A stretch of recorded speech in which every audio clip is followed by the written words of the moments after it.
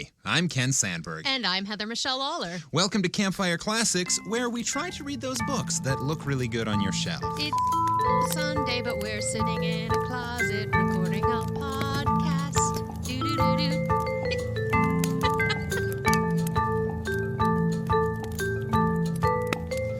Dear listener, that bleep that you just heard was not a curse word. I had to edit out Heather's use of the trademarked title for the big game happening this weekend. That makes me hate it even more. Like, I sang that stupid song because whatever I do at the end of our little introduction is always a surprise to Ken and honestly to myself. I don't really plan it. It's whatever comes out of my mouth. And I just sang that song and then he goes, I got to look something up. I think that you can't say it. So, fuck you, NFL. Apparently, probably. That's insane. Probably it would be a non-issue for us because we're like an independent podcast. We're an independent podcast that with no sponsors has, or anything. Like 40 regular listeners. Like we're not. We're not making huge waves, but apparently the NFL is incredibly litigious about it when like big brands use it without permission and without doing something that is specifically promoting the big game. That is absolutely insane. It's fucking bonkers, there are right? far too many people in that stadium right now, and as an artist who has been out of work for going on a year now next month, and that they're letting people sit in the stadium sometimes because I'm just like, really? Like, I can't do my plays, but you can throw the ball around and, like, literally jump on top of each other. But, okay. I know that most of the people there right now have been vaccinated and are frontline healthcare workers, which I can't thank them enough, and I'm really glad that they gave them an opportunity. But I also know they were selling tickets to a certain amount of people. And those people should not be there. So that's all. That's all I'm going to say about the event. Now that I know that I can't even say the damn event's name, which really makes me angry. Anyone who knows me personally knows exactly how closely I follow football, which is to say not. So, I would like to, with my massive amounts of education and all of the details I've picked up over the previous season, I'm going to make some predictions. So my prediction is that a team of goats is going to be let loose during the halftime show, and they are going to eat too much of the grass and leave giant piles of poop all over everything, delaying the second half of the big game. Oh, my God.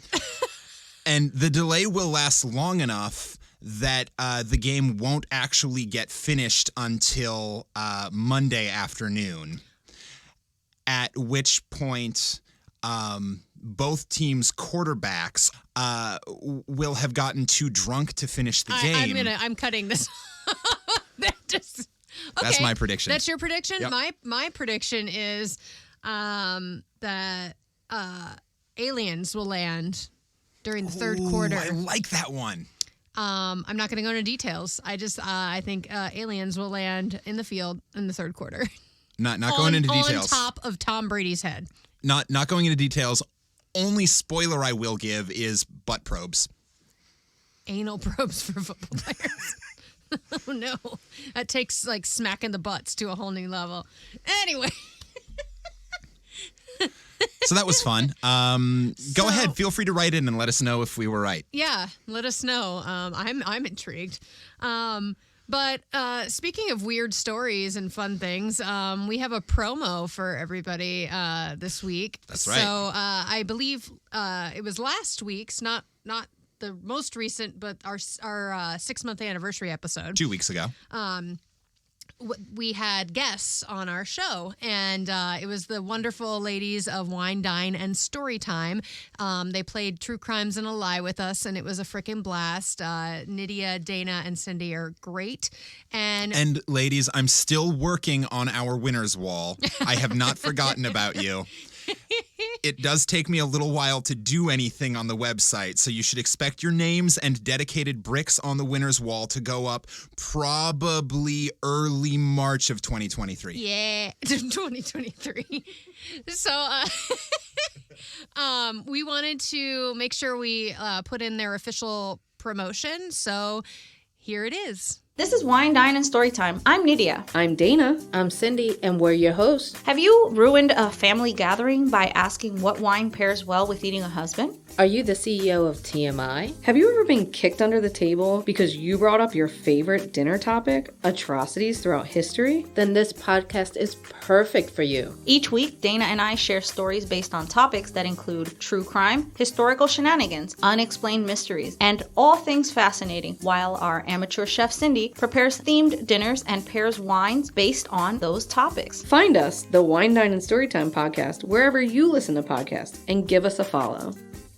So make sure you go listen to them. They're fantastic humans, and their show's great. And you might get some new recipes that are delicious. I know we're going to make that sweet potato cheesecake. You already pulled up the recipe. I've got the recipe. I'm It's so ready excited. to go. We're just waiting for the right night. I'm very excited. So make sure you go listen to them and tell your friends about us, and that's how podcasts get audiences, is really their listeners. That's how I found out about any podcast I'm a fan of, and it really is word of mouth. So if you like what you hear from us, use your mouth to say the words. use your mouth to say the words, like we say so many on these little productions we do. For better or worse. For better or worse. So we're going to get to what we do. So what we do is we read classic short stories by authors that you've probably heard about in school, and like you might have a leather-bound, gold-tipped copy of to look really smart on your bookshelf, but you never read it. So that's what we do, and we read them, and then we read them cold, so we usually end up laughing at them. So here we go. We have a new author this week that I will be having Ken read, and it is Robert Louis Stevenson. Ooh. Yes, indeedly do, Robert Louis Stevenson. So you probably know that name. Of Treasure Island fame. Of Treasure Island, of Jekyll and Hyde. Yeah. I know it because I did the musical Jekyll and Hyde, honestly. And I have to give a shout out to my teacher, who I believe listens to this sometimes, Carolyn Van Zanti. She was my English 10 honors and AP English teacher in high school. And we read The Strange Case of Dr. Jekyll and Mr. Hyde. And then we had to do a presentation about it. And being the dumb musical theater nerd, not dumb, the awesome musical theater nerd I am, I definitely did a presentation on the discrepancies between the book and the musical. Full on with clips from the musical. And yes, it was fantastic. So Miss Van Zanti, if you're listening, and I think you actually do sometimes because we're good friends online, thank you for having me read Robert Louis Stevenson. Anyway, we're reading Robert Louis Stevenson. Great. So Robert Louis Stevenson was born in Edinburgh, Scotland. And I actually didn't know he was Scottish until now. And he was born on the 13th of November, 1850. Was it a Friday? I don't know. Because it's Friday, like the 13th. You're going to look it up? I'm going to look it up. All right, he's looking it up. No, it was a Wednesday. Oh, he was born on Hump Day. That's fun.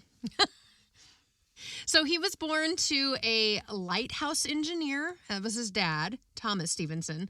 And his mom was Margaret Isabella. And she was a teacher, kind of. She was like a teacher's assistant. So his dad was actually like barely literate. And his mom was actually the more educated of the two. So he was born Robert Louis Balfour Stevenson. Balfour. Mm-hmm. It's a great name. Yeah. Why would you drop that Well, one? I don't know. And he said... Be Robert Balfour Stevenson. Are you kidding At me? age 18, he changed the spelling of Lewis, because it was originally Lewis, to Louis. Okay. For whatever reason. And he dropped Balfour in 1973. So when he was 23, he dropped Balfour. I'm guessing he needed 3 names Yeah. And since he'd already gone to the trouble of changing the spelling of Lewis, he had to keep Lewis. So Robert Louis Stevenson. Wow. Okay. So he dropped it when? In like 1870? 1873. 1873. So it's been falling for 150-ish years. I think I might catch it. I might become Kenneth Balfour Sandberg. Fucking do it. So yes, so his dad was a lighthouse engineer, which I think is a cool job. Yeah. Honestly, and actually he was in a line of that was the family profession. Hell of a family business. Yeah, that's kind of fun. I mean, but he was like, nope. His mother was they were like part of the gentry, which is like kind of the upper class. So it's kind of an interesting marriage. So they must have really liked each other because she was educated, as we said.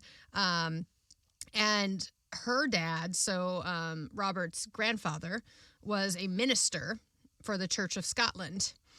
And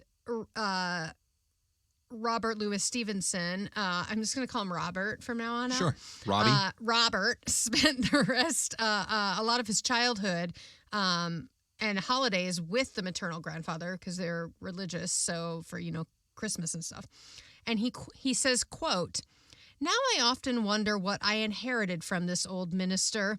I must suppose, indeed, that he was fond of preaching sermons, and so am I, though I have never heard it maintained that either of us love to hear them." So, we like to talk, but we don't necessarily want to hear what we're saying. Better at talking than listening. Yep. So, Stevenson was an only child. Robert was an only child, which is actually pretty rare at the time.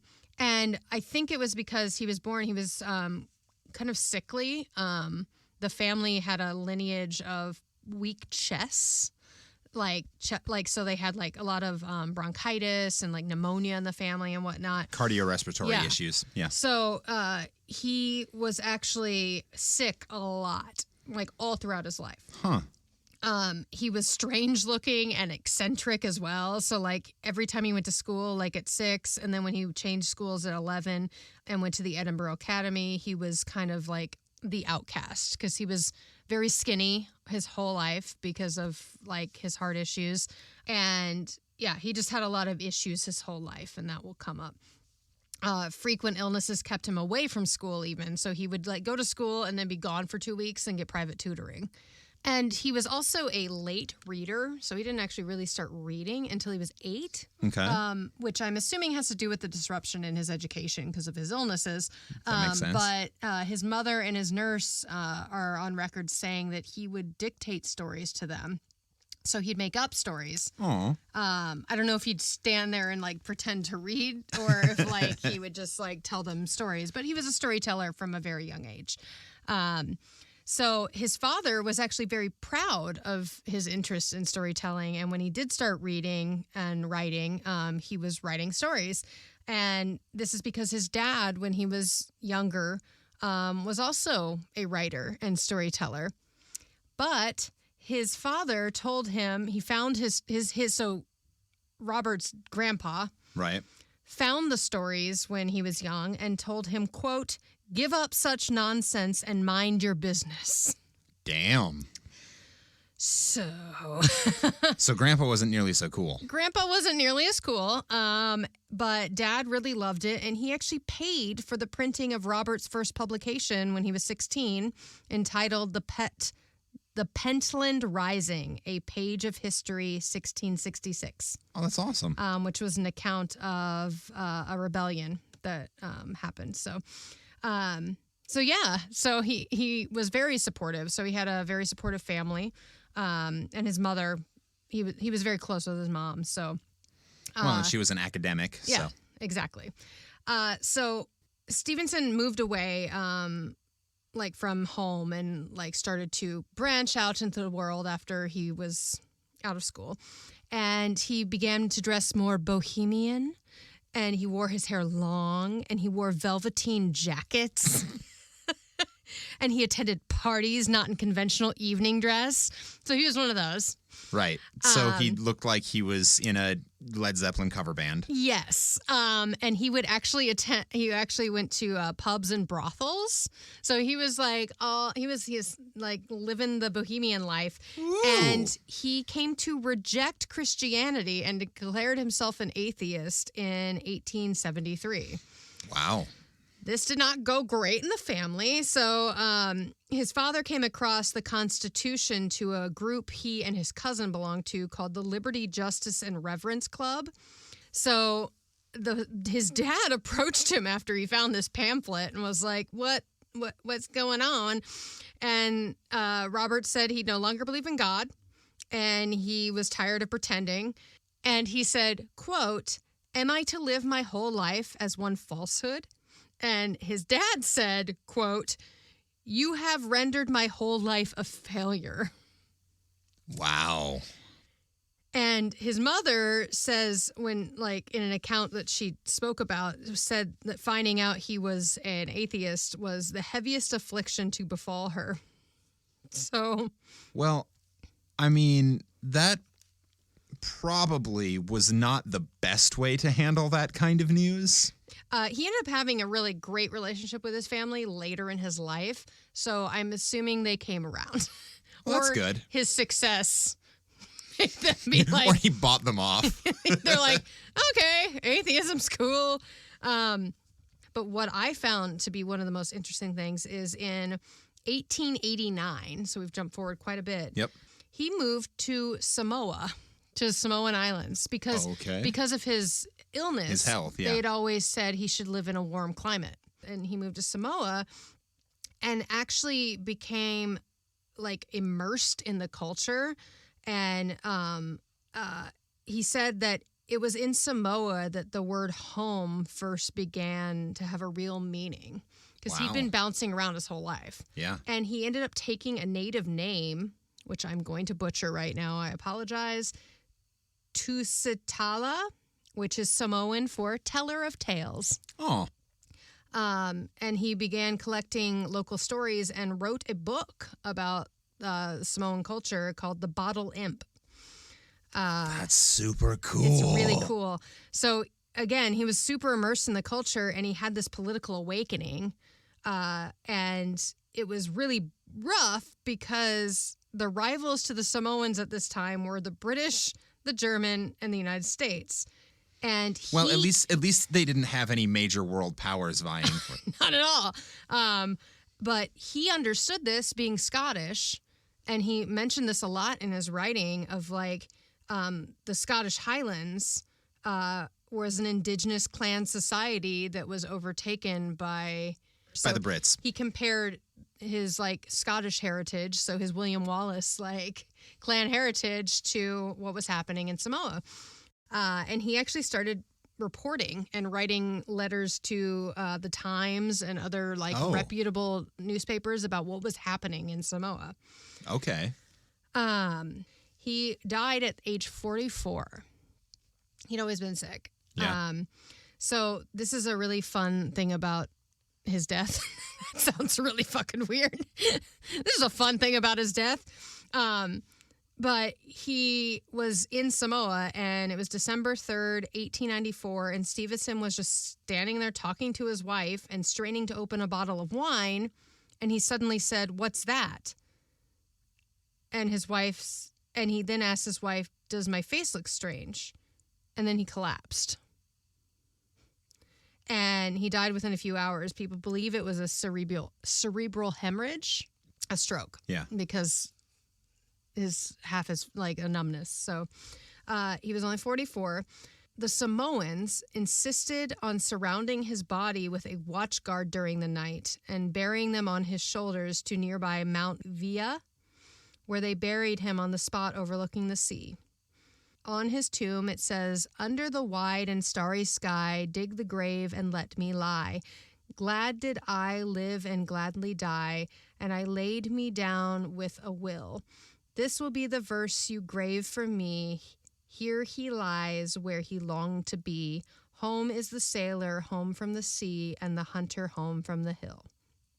And he was so loved by the Samoans, they actually translated it into Samoan next to that. Wow. And his tombstone. So he's laid to rest on a mountain. But that is my story of Robert Louis Stevenson for today. Again, he lived a really fun life with lots of friends in the literature world, and but today you will be reading Thrawn Janet. Thrawn Janet. Which is All my right. mom's name. Hi, Janet. Hi, Jan Lawler. But you'll be reading Thrawn Janet, and it was recommended to us, again, by one of our favorite recommenders, Elia Ahmed, Oh, great. in Thinking Horror. And this has been on our list for a while, and we haven't read it. So it was first published in 1881. All right. So, Thrawn Janet. Let's start Let's this start the fire.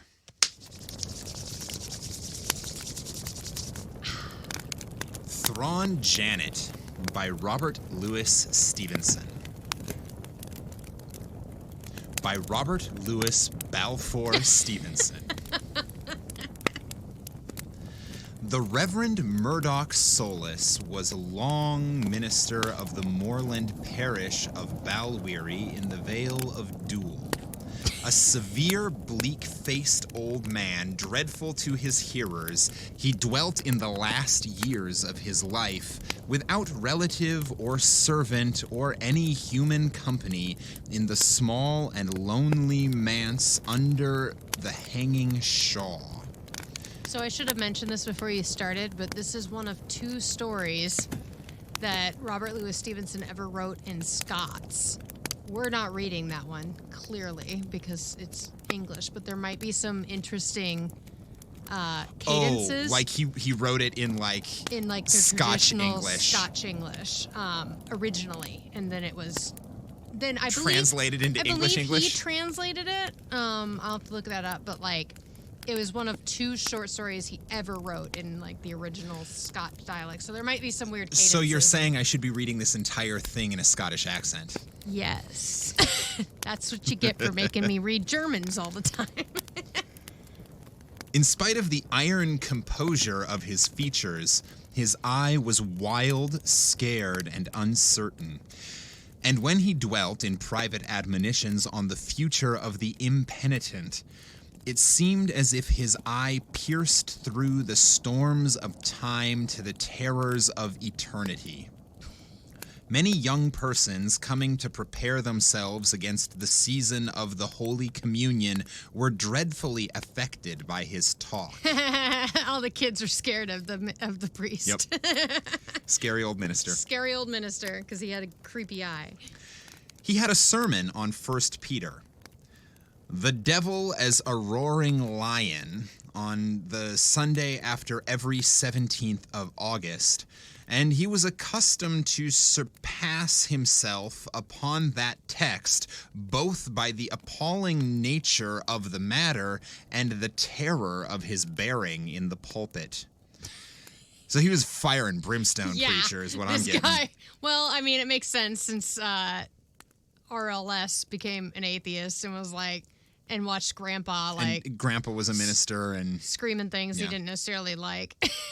The children were frightened into fits, and the old looked more than usually oracular. Oracular? Yep. Ooh, that's a word. I'm going to need that one. Oracular. Oracular is an adjective relating to an oracle. Thanks. So it was Huh. So he was... The children were frightened into fits, and the old looked more than usually oracular, and were all that day full of those hints that Hamlet deprecated. So the old people looked at him like he was a fucking god. The old people, the young were terrified, and the old people Were confused? were looking particularly sage and perhaps resigned to the futility of life. Jesus. That's what I'm taking from it Okay, anyway. I like it. The manse itself, where it stood by the water of Dule among some thick trees with the shaw overhanging it on the one side and on the other many cold moorish hilltops rising towards the sky, had begun at a very early period of Mr. Solis's ministry to be avoided in the dusk hours by all who valued themselves upon their prudence. And guide men sitting at the clackin? The Clatchen? The Clacken? Clackin? The Kraken? Clachan. Sitting at the Clachan Ale House. It's in Scotland or Northern Ireland is a small village or hamlet. So the local pub. It's the corner pub. The only pub Yep. in this tiny place. And guide men sitting at the corner pub shook their heads together at the thought of passing late by that uncanny neighborhood. There was one spot, to be more particular, which was regarded with special awe. The manse stood between the high road and the water of Dule, with a gable to each. Its back was towards the kirk town of Balwearie, nearly half a mile away. In front of it, a bare garden, hedged with thorn, occupied the land between the river and the road. The house was 2 stories high, with 2 large rooms on each. It opened not directly on the garden, but on a causeway path or passage, giving on the road on the one hand, and closed on the other by the tall willows and elders that bordered on the stream. Causeways are never a good... You know this is going to be a scary-ass story because there's a fucking causeway in it. When he uses the word causeway instead of cute little path. Yeah, because it might, flood so you can't leave. Also, why would you buy property in a place that, occasionally just floods so you can't leave? I don't know. Ask everyone who lives in Florida. I guess. Point taken. All those Key West commercials that have been on TV, move to Key West. I'm like, I saw what happened to Key West 5 years ago. Fuck off. It looks real pretty, but come on. It opened not directly on the garden, but on a causewayed path or passage, giving on the road on the one hand, and closed on the other by the tall willows and elders that bordered on the stream. And it was this strip of causeway that enjoyed among the young parishioners of Balwearie so infamous a reputation. So it's a haunted house. It's the house that you want to live in, actually. Yeah, because I'm the witch next door. Exactly. So apparently you would buy a house in this location. Maybe. The minister walked there often after dark, sometimes groaning aloud in the instancy of his unspoken prayers, and when he was from home, the manse door was locked. The more daring schoolboys ventured with beating hearts to follow my leader across that legendary spot. I dare you to go to the minister's house. Well, yeah, because, he invokes, God and spirits and stuff. Yeah. No wonder I wonder if a lot of religious leaders are haunted. I wonder if I were to to die and have unfinished business and come back as a ghost, as a haunting, ghost whatever. Or whatever, yeah. If I would be more likely to haunt religious leaders or highly devout people because of their belief, or if I would be more likely to, if I'd be less likely, if I'd be more likely to avoid them, figuring they're gonna cross me over. These are people who are connected to this force, this energy that I am. They're more likely to fight back or get what's going on or whatever. Or do we get a choice? Because maybe are we stuck? Maybe if you die holding a teddy bear, you haunt that teddy bear. Because let me tell you, fucking haunted toys is real. I just can't, holy shit. This atmosphere of terror surrounding, as it did, a man of God of spotless character and orthodoxy was a common cause of wonder and subject of inquiry among the few strangers who were led by chance or business into the unknown outlying country. But many even of the people of the parish were ignorant of the strange events which had marked the first year of Mr. Solis's ministrations. And among those who were better informed, some were naturally reticent and others shy of that particular topic. Now and again only, one of the older folk would warm into courage over his third tumbler and recount the cause of the minister's strange looks and solitary life. Okay, so there's a reason this minister is fucked up. So that was all prelude. Okay. Oh, shit. Now we're going to find out why this man is, like, terrifying. Now there's a little image of a heart with a squiggly thing in the middle of the page. And then we break into, dear listener, Hi. full disclosure. At this moment, I have just finished reading the first page and change of the story. That's what you have heard happen. What actually happened is that I then went on to read the next several pages of the story, which in fact is written in Scots English. What happens in the story is after those first few pages, it jumps to telling 50 years ago the story of Mr. Solis.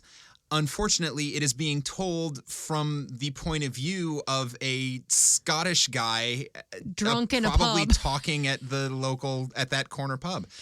And Robert Louis Stevenson wrote it in the dialect And of it's Scots. it was written in dialect. It was rough. So we got Couple pages in, a few pages in. and we understood about 65% And of it. It was going okay, but in the end, we made the executive decision to go out and find a version that had been translated into English. So, what you're going to hear from here on out is the rest of this story having been translated into regular English, not Scots English, because I think you'll just enjoy hearing it more. However, if you are a patron of ours, we're going to go ahead and throw Yeah, we are. the 15 minutes, 20 minutes, whatever it is, of me trying to struggle through And that then stuff me, written of like, dialect. basically, like, recapping what just happened. So we're gonna throw that up on our Patreon. That said, On with the story. on with the story. So, flashing back 50 years. 50 years since, when Mr. Solis came first into Balwearie, he was still a young man, just a child, the people said, full of book learning and wonderful at exposition. But, as was natural in so young a man with no life experience in religion, the younger sort were greatly taken with his gifts and his eloquence, but the older, concerned, serious men and women were moved even to prayer for the young man, whom they took to be a self-deceiver. Interesting, because 50 years later, all the old people who were young then, who loved him, are now like, oh, because they know what happened. Made nervous by him because they know what happened, what's and coming. the kids are like, what the fuck's wrong with this guy? Like, so there's Yep. a nice mirror moment. The younger sort were greatly taken with his gifts and his eloquence, but the older, concerned, serious men and women were moved even to prayer for the young man, whom they took to be a self-deceiver, and the parish that was like to be so ill-supplied. It was before the days of the moderates, dismal for them, but bad things are like good. They both come bit by bit. Mm-hmm.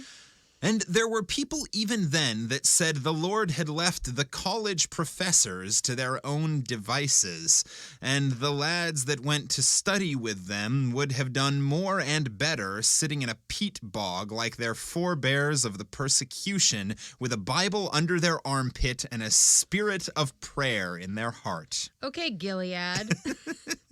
It's a very Handmaid's Tale, like, educated people like are the devil, Yep. and yeah, you should just like snuggle up with your Bible and move on with your life And go sit in a bog. and go sit in a hole. There was no doubt, anyway, but that Mr. Solus had been at the college for far too long. He was careful and troubled for many things besides the one thing needful. He had a load of books with him, more than had ever been seen before in all the parish. I want to point out that in the Scotch version, it literally said he had a feck of books. So a fuckload of books, which I was like, hell yeah. That is the one thing I'm going to point out from the Scott version because I remember that. I was like, did you say feck? That means fuck. He had a fuck ton of books with him, more than had ever been seen before in all the parish. And a miserable chore and carrier had with them, for they were likely to have crushed the devil's ox between this and Kilmackerley. They were books of divinity, to be sure, or so they called them, but the serious were of the opinion that there was little need for so many when the whole of God's word could fit in the crease of a plaid cloak. Lord. Then he would sit half the day and half the night as well, which was hardly decent, writing, no less. Damn you. And first they were afraid he would read his sermons, and since then it proved he was writing a book himself, which was surely not proper for anyone of his years and slight experience. Oh, young people shouldn't be reading and writing. They should be snuggling the Bible in a pit. They should be sitting in a bog. With the Bible. With the Bible. But not reading it, just like having it tucked under your arm because it's like osmosis. Yeah. Osmosis? Or at least if you're going to read it, you should have the decency not to think about it too much. Yeah. Stop thinking, young people. Anyway, it behooved him to get an old, decent biddy to order the parsonage for him and to cook his small dinners. And he was recommended to one Janet McClure. Did they just call a woman a biddy? Yes. Oh, no. And so far left to himself as to be over-persuaded. There were many who advised him against it, for Janet was more than suspected by the best citizens of Balwearie. Long ago, she had given birth to a dragoon's child.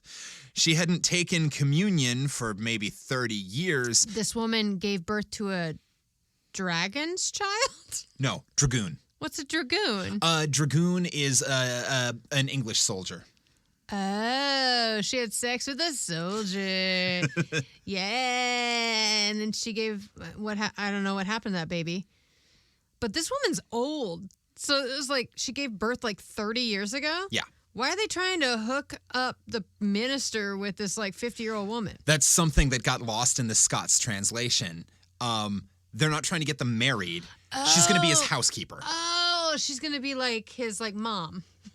Like His maid, his housekeeper. Yeah. To help him, like stay on the right path. Okay. I thought they were trying to hook them up in the other one. The children had seen her mumbling to herself up on Keys Lone in the twilight hollow. It was an uncouth time and place for a God-fearing woman. Howsoever, it was the squire himself that had first told the minister of Janet, and in those days he would have gone far out of his way to please the squire. When the people told him that Janet was kin to the devil, he wrote it all off as superstition.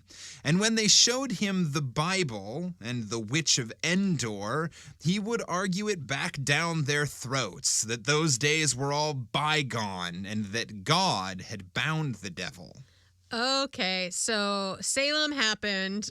We already drowned or burned all the witches, and it doesn't exist anymore. Moreover, God has already dealt with the devil. The devil doesn't walk about on land. Y'all are being superstitious. Even before Salem, because that was proven to be a whole bunch of hoonanny. What he's saying is like, no, this isn't real. There's no such thing as witches. Yeah. You superstitious old fucks. Yeah, you live in a small town, read a fucking book. Oh, wait, you think that's the devil. You backwater hicks. Yeah, okay, that's it. Well, when word got out to the village that Janet McClure was to be the parsonage servant, the people were very cross with her and him both, and some of the ladies had nothing better to do than get around her doorposts and accuse her of all that was known against her, from the soldier's bastard to John Tamson's 2 cows. This is why women and people in general should read and have hobbies, because if they don't have anything to do, all they have to do is spread gossip rumors about people. and yell at the village like sad, lonely woman. Not cool, ladies. Not cool. Also, I wonder what happened to those cows. She was no great speaker. People usually let her go on her own pace, and she let them go theirs, with neither a kind good evening nor a kind good day. But when she opened up, she had a tongue that would deafen the miller. Yeah, girl. Up she got, and there wasn't an old story in Balwearie but she would force someone to listen to that day. They couldn't say a thing, but she could say 2 in response, till at the end of the day the ladies up and caught hold of her and clawed the coats off her back and pulled her down the town to the Water of Dool to see if she were a witch or not. Fuck these ladies. Swim or drown. What the fuck? The crone shrieked till you could hear her at the hanging wood, and she fought like 10. There was a good many ladies who wore bruises the next day, and many for longer, and just at the fiercest of the fighting, who should come up for his sins but the new minister? Hell yeah. "Women," said he, and he had a grand voice, "I tell you in the Lord's name to let her go." Janet ran to him. She was wild with terror and clung to him and begged him, for Christ's sake, save her from the bitches. And they, for their part, told him all that was known and maybe more. Okay, that's my favorite part of this entire translation so far, because I'm pretty sure when you were reading it in the Scots, I said, they are bitches. Well done. Oh, wow. Bitches. "Woman," says he to Janet, "is this true?" "As the Lord sees me," says she, "as the Lord made me, not a word of it. Other than the baby," says she. "I've been a decent woman all my days." So she admits to having had a child out of wedlock with a soldier, but Which, I mean, isn't great at the time, but it does not make you a fucking doesn't make you a witch. Come on. "Will you," says Mr. Solus, "in the name of God and before me, his unworthy minister, renounce the devil and his works?" Well, it would appear that when he asked that, she gave a grin that thoroughly terrified those that saw her, and they could hear her teeth grinding together in her cheeks, but there was nothing to account for it one way or the other. And Janet lifted up her hand and renounced the devil before them all. All I can see when you read that description is Wednesday Addams in the Addams Family Values movie when she smiles coming out of the happy hut that they shoved her in. And they're like, "Can we see a smile?" And she's like, "Make her stop. "She's scaring me." It's like, oh my God. And now," says Mr. Solus to the ladies, "get back home, one and all, and pray to God for his forgiveness." That's right. And he gave Janet his arm, though she had little more on than a chemise, and he took her up to the village, to her own door like a proper lady, and her screeching and laughing was scandalous. So she's half naked, being led by the arm by a preacher after she's almost been drowned for being a witch. She's denounced the devil, and she's laughing the whole way home. Yeah, she's having a freak out. I mean, in fairness, yeah, I probably I'd be would. having a fucking full-on panic attack in every way. There were many grave people busy praying that night, but when morning came, there was such a fear that fell over all Balwearie that the children hid themselves, and even the men stood and peeked through their doors. For there was Janet, coming down the town, her or her likeness, none could tell, with her neck twisted and her head on one side, like a body that has been hanged, and a grin on her face like a hanged corpse cut down. Oh my god, like the girl in fucking The Haunting of Hill House remake. Yes. Yes. Ew! No! By and by, they got used to it, and even asked her to tell them what was wrong. But from that day forth, she couldn't speak like a Christian woman, but slavered and gnashed her teeth like a pair of shears. And from that day forth, the name of God never came to her lips. As much as she would try to say it, it wouldn't work. Those that knew best said least, but they never gave that thing the name of Janet McClure. For the old Janet, by their way of seeing it, was in the middle of hell that day. Okay, so she renounced the devil and now she all fucked up. Like, Yeah, so she was a witch. maybe? Maybe? Or she had a fucking stroke that night and never went back to herself, and all of them just assume she's of the devil and really she just needs medical attention. But the minister was neither going to hold up or restrain himself. He preached about nothing but the people's cruelty that had given her a stroke of the palsy. He belted the children that tormented her, and he had her up to the parsonage that same night and lingered there at his lane with her under the hanging wood. Well, time went by, and the idler sort commenced to think more lightly of that black business. The minister was well regarded. He was always writing. The people would see his candle shining down by the dual water after twilight at evening. And he seemed pleased with himself and lackadaisical once again, though anybody could see that he was dwindling. As for Janet, she came and she went. If she didn't speak a great deal before, it was reasonable that she should speak less. She bothered no one, but she was a hideous and frightful thing to see, and none would have offended her for all of Balwearie. Around the end of July, there came a strange period of weather unlike any ever seen in the countryside. It was cloudless and hot and heartless. The herds could not climb up the black hill. The children were too exhausted to play, and yet it was windy, too, with bursts of hot gusts that rumbled in the glens and bits of showers that quenched nothing. It sounds like the Midwest in the summer. I hate it when it rains, but it it's rains hot. just enough to add humidity to the heat. Like Kansas Fuck that. City, when we were in Kansas City. It's- the humidity there was nuts. That's all over Philly, too. Oh, yeah. Well, The in summers Virginia. in Philly, it's Yeah. awful. Yep. We always thought it was simply thundering in the morning, but the morning came, and the next morning, and it was always the same weather, oppressing man and beast alike. Of all that had it bad, no one suffered like Mr. Solus. He could neither sleep nor eat, he told his elders.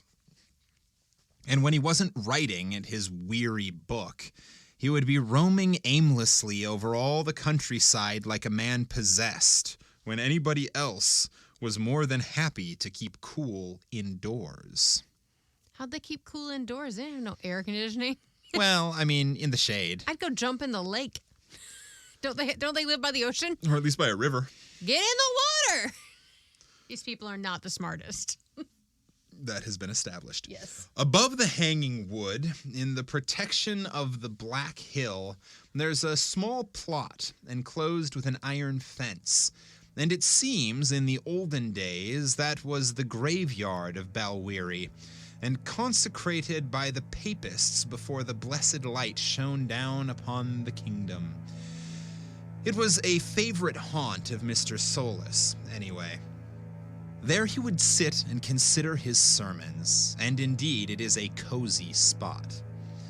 Well, as he came over the west end of the Black Hill one day, he saw first 2, then 4, then 7 carrion crows flying round and round above the old graveyard. Nope. They flew light and heavy and squawked to each other as they went, and it was clear to Mr. Solus that something had excited them from their routine. He wasn't easily frightened, and went straight up to the wall. And what should he find there but a man, or the appearance of a man, sitting inside on top of a grave? He was of great stature and black as hell, and his eyes were extraordinary to see. Mr. Solus had often heard of black men, but there was something off about this man that daunted him. Hot as he was, he took a kind of cold shiver in the marrow of his bones, but he spoke up in spite of it, saying, "My friend, are you a stranger in this place?" The man answered never a word. He stood up and lumbered towards the wall on the far side, but he always looked at the minister, and the minister stood and looked back, till in the blink of an eye, the man was over the wall and running for the shelter of the trees. So he's like the ghost of like Christmas yet to come, but really fast. For some reason, I immediately imagine that he's all burnt, like crispy. Oh. That's where my brain went. Well, when you said the sentence hot then cold, like as hot as he was, I went, so it's Idris Elba. So as hot as it was, I was cold. And I just saw this beautiful black man sitting on a fucking gravestone. I was like, oh, well, hi. How you doing? Mr. Solus, he hardly knew why, ran after him. But he was sorely fatigued with his walk and the heat, the unwholesome weather. And run as he would, he got no more than a glimpse of the man among the birches, till he wound down to the foot of the hillside, and there he saw him once more, going hop, step, and jump over Dual Water to the parsonage. Okay, so the Dual Water's like the little river. It's the river, creek. Yeah. Mr. Solus wasn't pleased that this fearsome vagrant should be so familiar with Balweary parsonage, and he ran all the harder in wet shoes over the stream and up the walk. Over the stream and up the walk to chase the demon man. And now we have a plan. Where's Janet? This is not gonna end well. I have a feeling we're all going to burn in hell. Whee! That was a good song. That actually went better than I thought it was gonna. Trademark. But nothing of that devil of a black man was there to see. He stepped out upon the road, but there was nobody there. He went all over the garden, but no one. At the back end, and a bit frightened, as was natural, he lifted the clasp and entered the parsonage. And there was Janet McClure before his eyes, with her twisted gullet, and not so pleased to see him. Since then, he has always remembered that when he first set eyes on her, he had a cold and mischievous shiver. "Janet," says he, "have you seen a black man?" A black man, she said. Save us all. You're out of your mind, minister. There's no black man in Balwearie. This is the whitest place in the world. But she didn't speak plain, you must understand, but mumbled like a pony with a bit in its mouth. So it would have been more, a black man, she said. Save us all. You're out of your mind, minister. Well, he says, Janet, if there was no black man, I have spoken with the accuser of the saints. And he sat down like one with a fever, and his teeth chattered in his head. Bollocks, says she. Shame on you, minister, giving him a splash of the brandy, which was always on her. She's like, you just need a drink, honey. Cheers. Cheers to that. Then Mr. Solus went into his study among all of his books.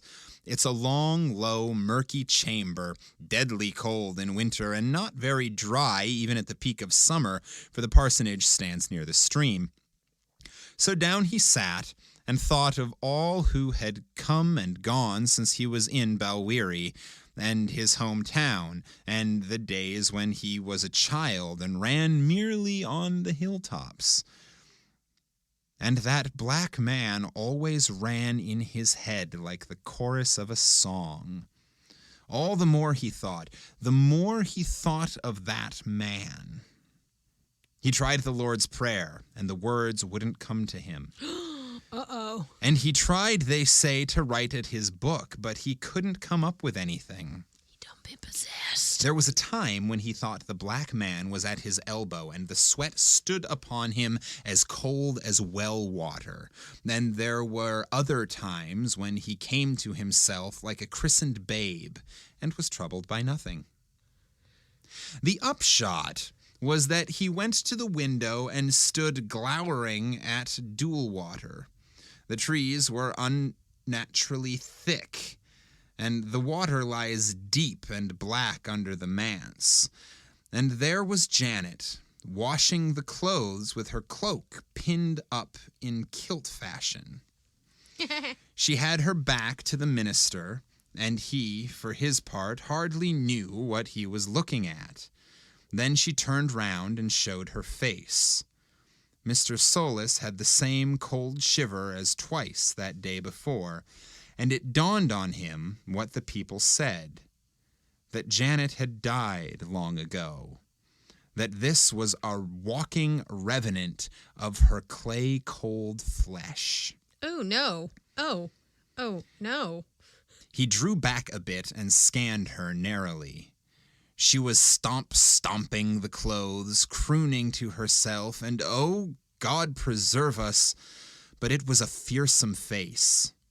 Soon she sang louder, but there was no man born of woman that could tell the words of her song. And all the while she looked sideways down, but there was nothing there for her to look at.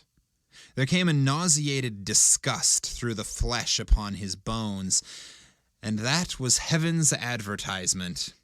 But Mr. Solus just blamed himself. He said, to think so ill of a poor, old, afflicted woman that hadn't a friend in the world other than himself. And he prayed a little prayer for him and her, and drank a little fresh water, suffering as he did from heartburn, and went to his naked bed in the twilight. This was a night that has never been forgotten in Balwearie, the night of the 17th of August, 1712. It had been hot before, as I have said, but the night was hotter than ever. The sun went down among unnatural-looking clouds. It was as dark as hell, not a star, not a breath of wind. You couldn't see your hand before your face. How dark is hell? It depends on whose version you're... I guess. thinking about. Whenever I think of hell, I think it's like there's fire everywhere, so it's really light. It's just really fucking hot. You know what's interesting? What? Older writings often reference how cold it is. See, that makes sense It's because cold it's underground. and dark and Underground. Yeah. Well, like when you think of like Hades, like the mythology of that, you take a river into the fucking yeah. earth or wherever, and you're underground. So Yeah. I would assume that's dark as hell. And but there are dark as hell. there are references to like flame and fire being punishments in hell, but Got that it. the place itself is actually dark and cold and See, that would suck more for me. so in a sort of like no light and no warmth is able to penetrate. Yeah. And you can't see, and like that's terrifying. Yeah, that makes sense. So that's how dark hell is, everybody. There we go. You're welcome. But that night was hotter than ever. The sun went down among unnatural-looking clouds. It was as dark as hell. Not a star, not a breath of wind. You couldn't see your hand before your face, and even the old folks threw the covers from their beds and lay gasping for their breath. With all that he had upon his mind, it was very unlikely Mr. Solus would get much sleep. He lay and he tossed and turned. The good, cool bed that he got into burned his very bones. Sometimes he slept, and sometimes he woke. Sometimes he heard the time of night, and sometimes a hound yowling up the moor as if somebody was dead. Sometimes he thought he heard ghosts chattering in his ear, and sometimes he saw phantom lights in the room. He behooved, he judged, to be sick, and sick he was. Little he suspected the cause of his sickness. As the night waned, he got a clearness of mind, sat up in his nightshirt on the bedside, and began once more to think of the black man and Janet. He couldn't well explain why. Maybe it was the chill in his feet, but it came to him like a flood that there was some connection between the two, and that either or both of them were specters. And just at that moment, in Janet's room, which was nearest to his, there came a stamp of feet as if men were wrestling, and then a loud bang, and then a wind went rushing around the four quarters of the house, and then all was once more as silent as the grave. Nope. Mr. Solus was afraid of neither man nor devil. He got his tinder box and lit a candle. He got his Tinder box. Wonder if he swiped left or right. I would, it's been a while since I've been on Tinder, but no, I believe means left. I would swipe a hard left on Janet and the evil spirit that's hanging around her. And really this entire, This whole town. 50 years. I would just swipe left on this town and find another parish. Yep. Honestly, it sounds like a not great Sounds like place. a rough place to be Sounds working. like not a good place to hang out. Swipe left on that. Yeah. Get your Tinder box and get the hell out of there. He got his tinder box and lit a candle and was over to Janet's door in 3 bounds. It was unlocked, and he pushed it open and peeked boldly in. It was a big room, as big as the minister's own, and provided with grand old solid furniture, for he had nothing else. There was a 4-poster bed with antique tapestries and a beautiful cabinet of oak that was full of the minister's divinity books, and put there to be out of the way. And a few of Janet's things were lying here and there about the floor. But no Janet could Mr. Solus see, nor any sign of a struggle. In he went, and there's few who would have followed him, and looked all around and listened. But there was nothing to be heard inside the parsonage, nor in all Balwearie parish, and nothing to be seen but the great shadows turning around the candle. Yuck, yuck, yuck. And then, all at once, the minister's heart knocked loudly and stood stock still, and a cold wind blew among the hairs of his head. What a hideous sight it was for a poor man's eyes, for there was Janet, hanging from a nail beside the old oak cabinet. Her head always lay on her shoulder, her eyes bulged out, the tongue protruded from her mouth, and her heels were 2 feet clear above the floor. Oh my God! God forgive us all, thought Mr. Soulless. Poor Janet's dead.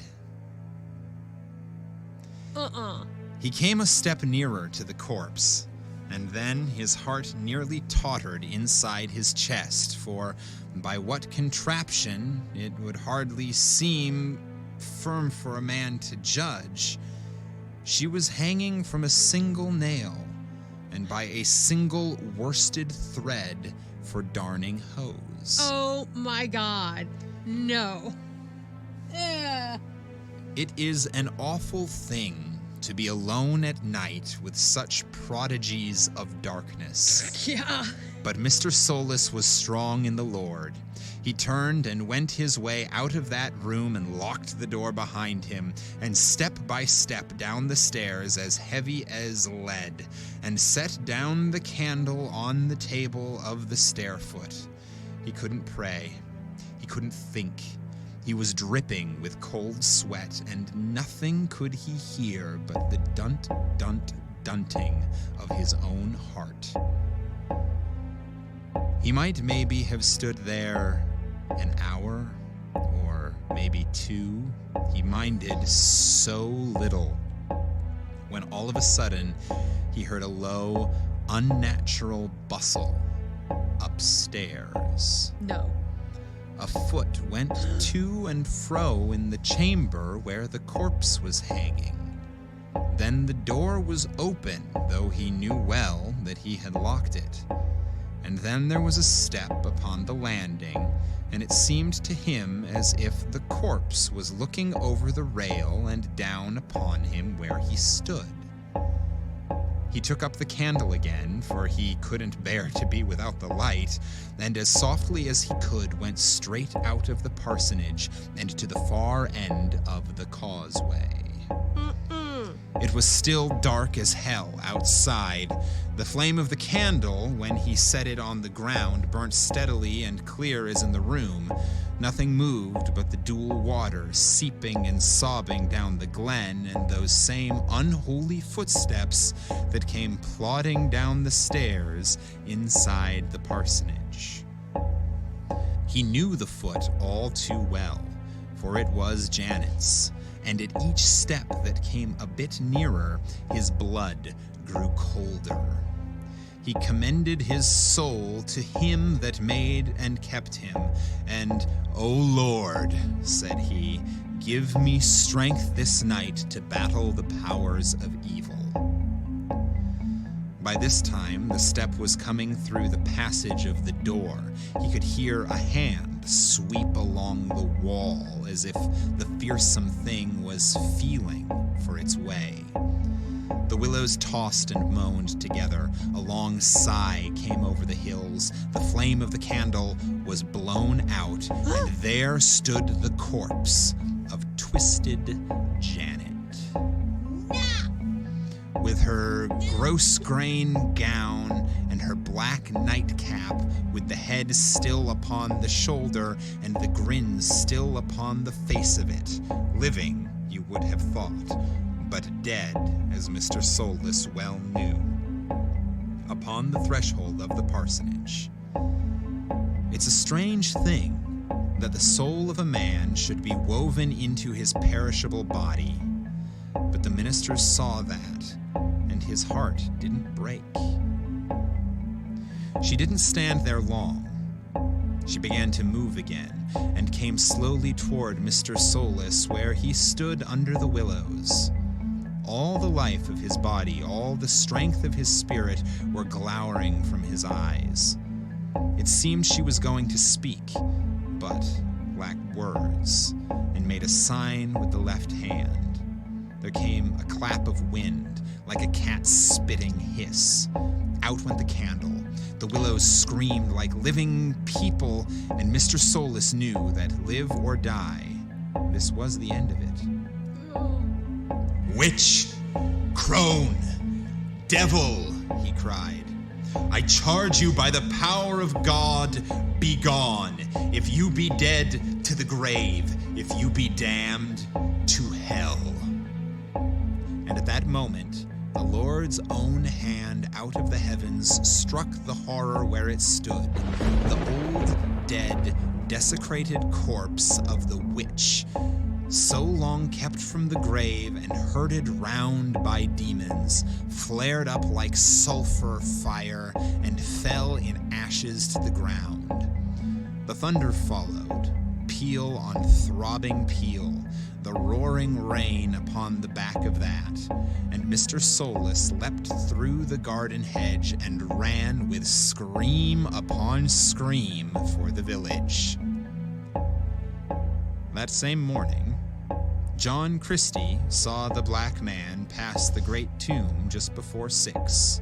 Before 8, he went by the change house at Knockdow, and not long afterwards, Sandy McClellan saw him rushing smartly down the hills from Kilmacrelly. There's little doubt that it was him that dwelt so long in Janet's body, but he was away at last. And since then, the devil has never troubled us in Balwearie. But it was a bitter dispensation for the minister. Long, long he lay raving in his bed, and from that hour to this, he was the man you know today.